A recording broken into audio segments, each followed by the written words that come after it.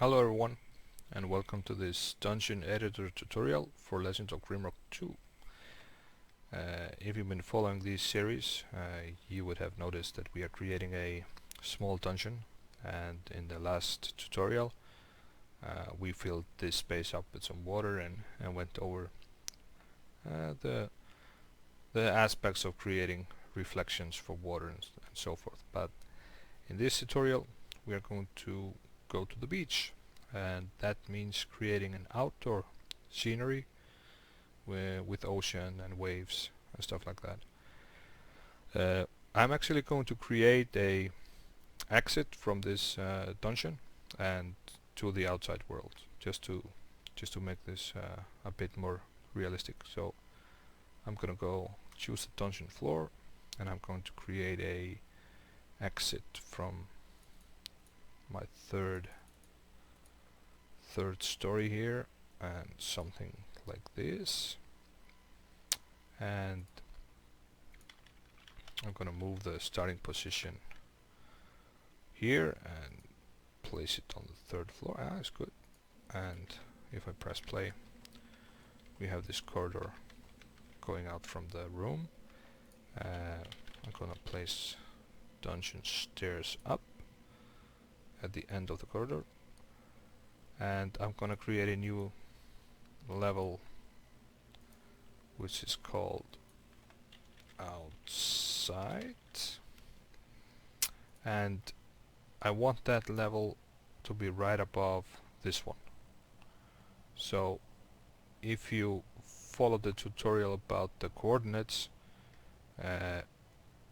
you would have you know that the order of the levels here has nothing to do with how they are presented in the game. If I want this level to be right above this one, I simply change, since this is 0, 0, 0, I simply change this to 0, 0, minus 1, so it will get populated above this one. So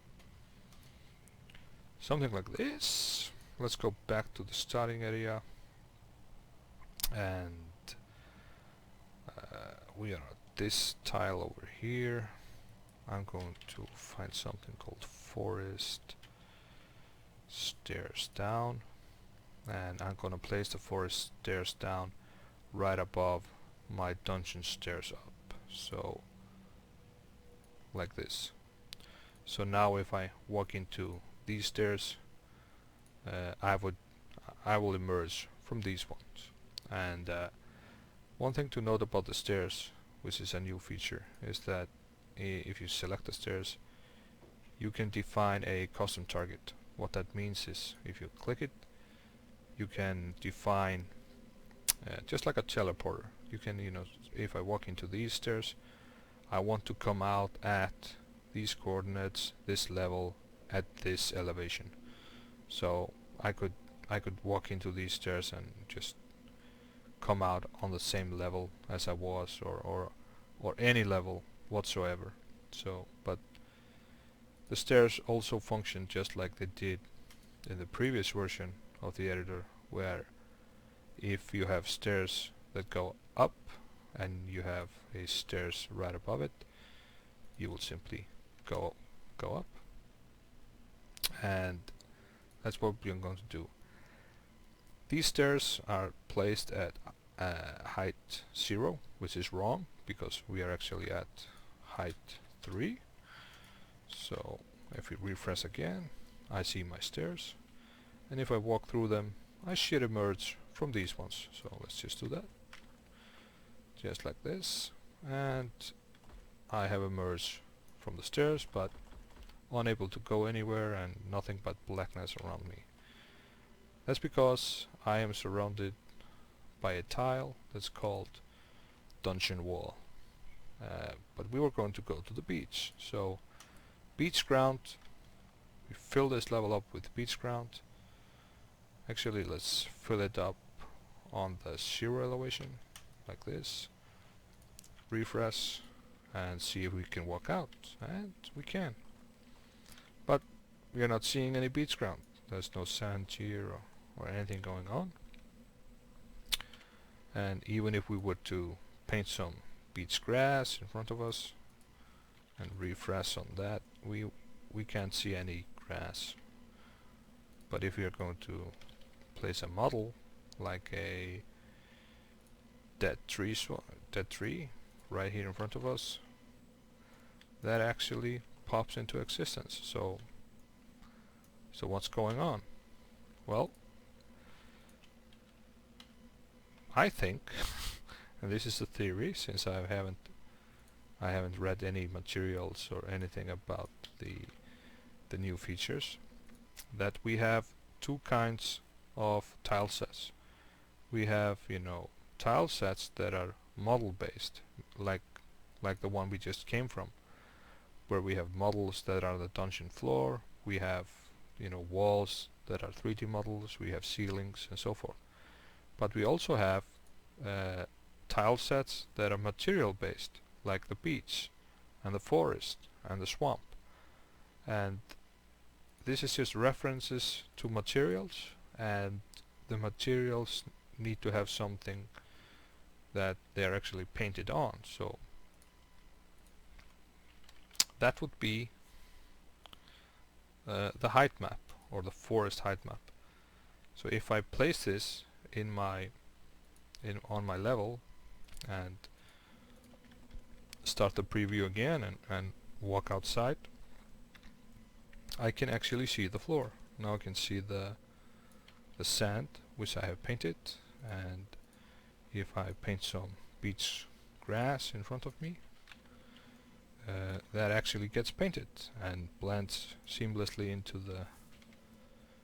the sand. So, well, that's my theory anyway, that these tile sets are material based and not based on models. So, but we still have, you know, the blackness, and everything looks like we are indoors, and the rendering distance is not that great.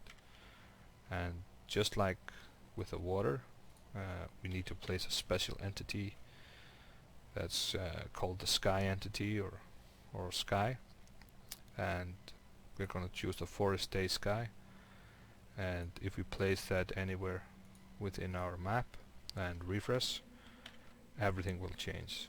Now we have the sky going on, the rendering distance is greatly increased, and clouds rolling by, and everything looking lovely. The same as with the water, that if we choose something differently, like the swamp sky, we change the atmosphere. So now everything is greenish, the rendering fog is green, and we have this swamp gases coming out from the ground. We have two more to go. That's the castle arena sky and the cemetery sky. You can check those out. Cemetery sky is just basically makes everything look grayish, and we get rendered into this white fog. But for the purposes of our beach demo, we are gonna use the forest day sky for now,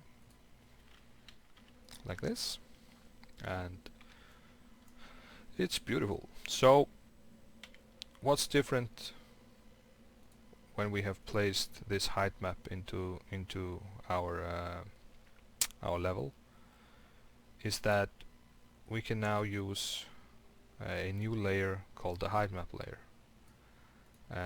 When we choose the height map layer, we can see everything turns like grayish, and you can think of the height map layer just like a bump map or displacement map, and it starts at -3 and goes all the way to +3. So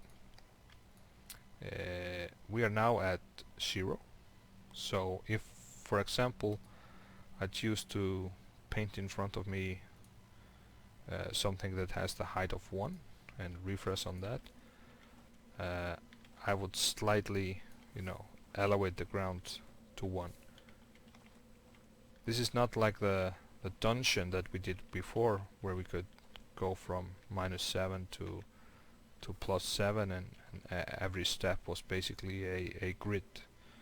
This is more subtle. This is like meters. Like we've just raised the ground by 1 meter, and now we have raised the ground by 2 meters, and now we have raised the ground by 3 meters, and that's the maximum we can go to.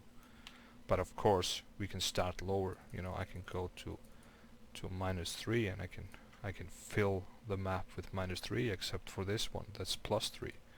So that means I will have this weird looking spike coming out of the ground, which goes from -3 meters all the way up to +3 meters. So this is 6 meters tall. Something like that. I don't know if it's in meters or not, but meters is a good measurement. You will probably have noticed this, that the stairs we created were never meant to be seen from the backside, and that's an easy fix, because if we go back to the brushes and back to the tile layer, I can choose something like the beach wall, and I'm just gonna paint one beach wall right next to the stairs. So you see that I created this rock right next to the stairs, and I can simply paint this around the stairs like this, and I have created a stone wall surrounding my stairs, and we can now look down here. So I'm gonna go back to the height map layer, and I'm going to bring this down to... Oh, I brought it down to 0.1. I was gonna bring it down just to 0. But it's a good thing that you saw that of course I can, you know, I can create holes in the ground. So if the body walks into the hole, they will actually go down. So we can create like trenches, you know, trenches in the beach.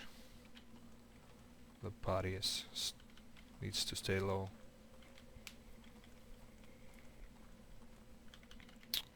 And we can go back to just even ground. So you can see that this is almost like a dungeon floor. This is extremely straight, absolutely the same, and this is where the noise layer comes into play. Noise layer simply, you know, wrinkles the terrain, you know, makes small changes here and there. So if I draw some area in front of the body with a noise layer, and I go back to full screen, so you can see the area here in front of me change when I hit refresh. So now I refresh, and you can see that the terrain has, you know, has some slight, you know, really minor elevations to it, but enough to make it look, you know, different, and enough to make it, you know, not look like this, like a solid straight. So that's what the noise map, the noise layer does. And of course, noise layer and height layer, they can work together. I can, you know,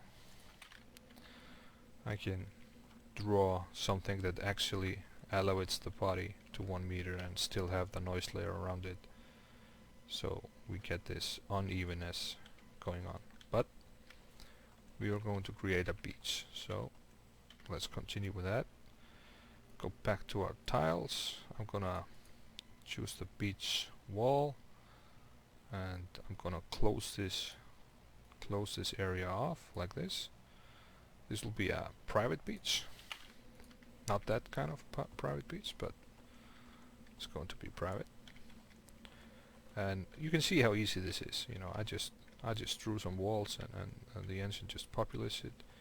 And even, you know, here where we have some height map going on, that's just continues to work. So where this is raised, I can see that the sand, you know, being raised here. And what I'm going to do now is I'm going to make the beach, you know, go slightly down. So let's go back to the height map. Let's go to -1, and I'm going to paint like a -1 like this, and then I'm gonna fill up the rest with a -2. So the beach will fall off here, and let's see what we did, and boom, you can see now that when we emerge from the stairs, the beach kinda goes downwards, and the really nice thing is that my walls simply follow. I mean, the models get rearranged according to the height map, so my walls just take a steep dive downwards. And of course no beach is complete without an ocean, so beach ocean. I'm gonna place the beach ocean at the end of the map because I want you to see something that's going to happen. Now I have placed the ocean, and it extends outwards, you know, in front of me. Unlike the water surfaces, which are basically just visual effects, the ocean entity is actually a model. So this is, or at least I think this is, one giant model that is getting displaced with some shader, or maybe it simply has a displacement animation. I don't know. But it doesn't have an infinitive size, because if I move it, for example, if I move it all the way down here and I refresh, you will see that the ocean stops right about over there. Maybe I need to move it more so you can see that.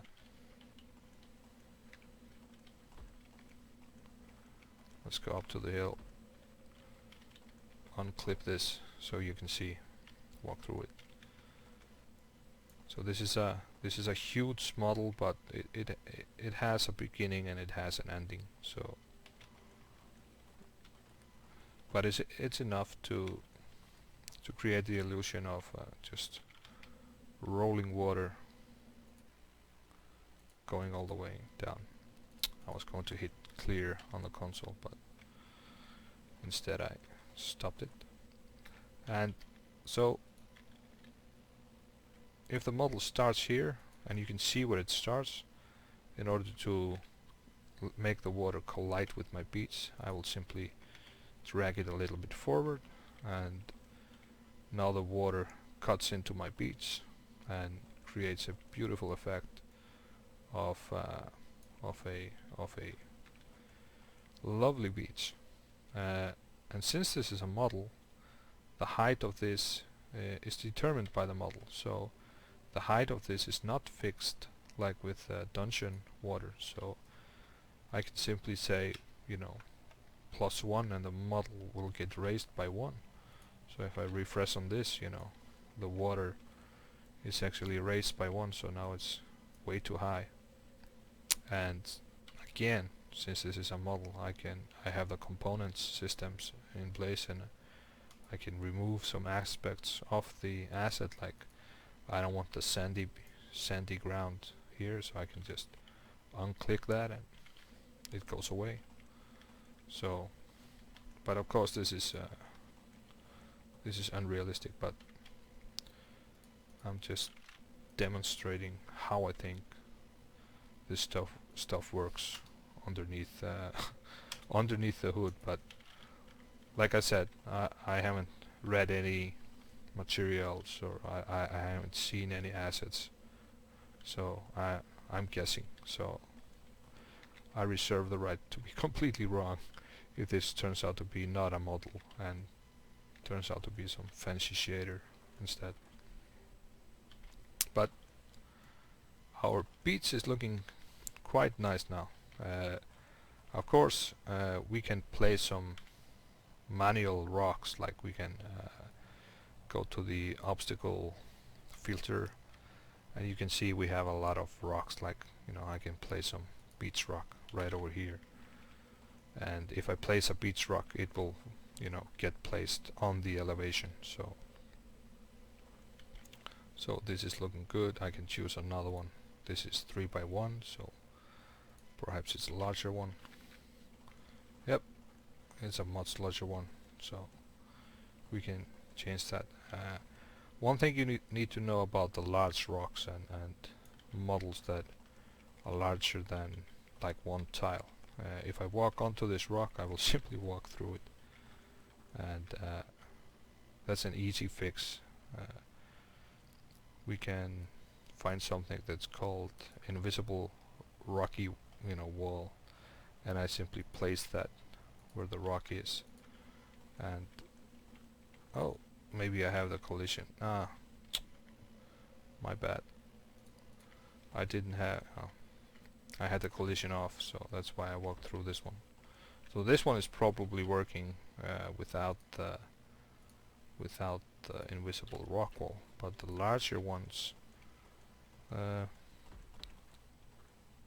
exactly, the larger ones, you collide with them where the entity gets placed. Like I collide with the rock over here, but if I go away from the where the entity is, I simply go through it. So I was not completely wrong, you know.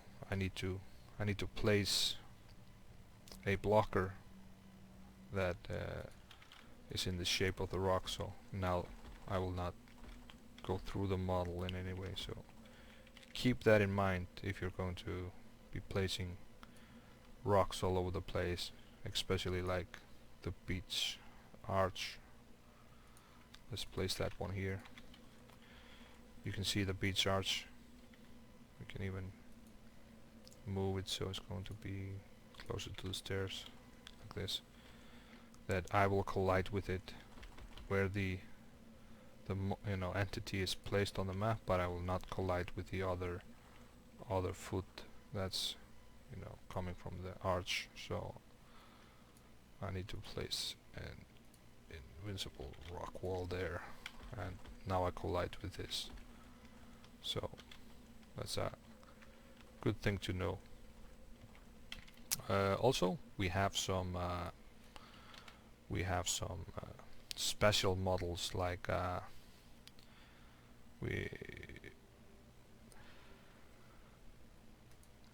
beach rock outside wall high. These are really big ones, and you can see that if I turn it around, here it is. And these rock are basically meant to, you know, be behind something. Like if I place it behind a beach wall and I refresh, and let's bring it up like this, you can see that, you know, they do a lot for the atmosphere, you know. And I don't remember the names of them, but I've finished to find, you know, even hills. So the assets here are they are, you know, quite numerous. We go back to any. Here we have the shipwreck. So if you place that over here and refresh, you can see that you know, the entity gets placed here, but the model is actually positioned way outside the map. So that's how, you know, even if the map ends here, we have the shipwreck outside in the ocean.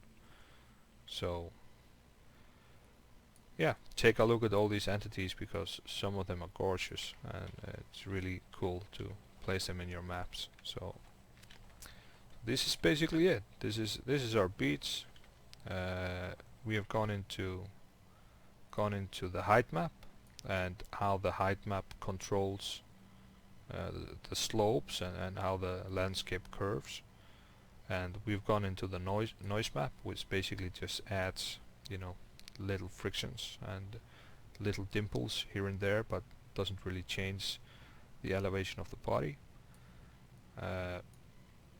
We have gone into the ocean entity itself, and how we can get these waves, you know, coming in. So I think you are pretty much ready to go and start create something beautiful. That's it for now.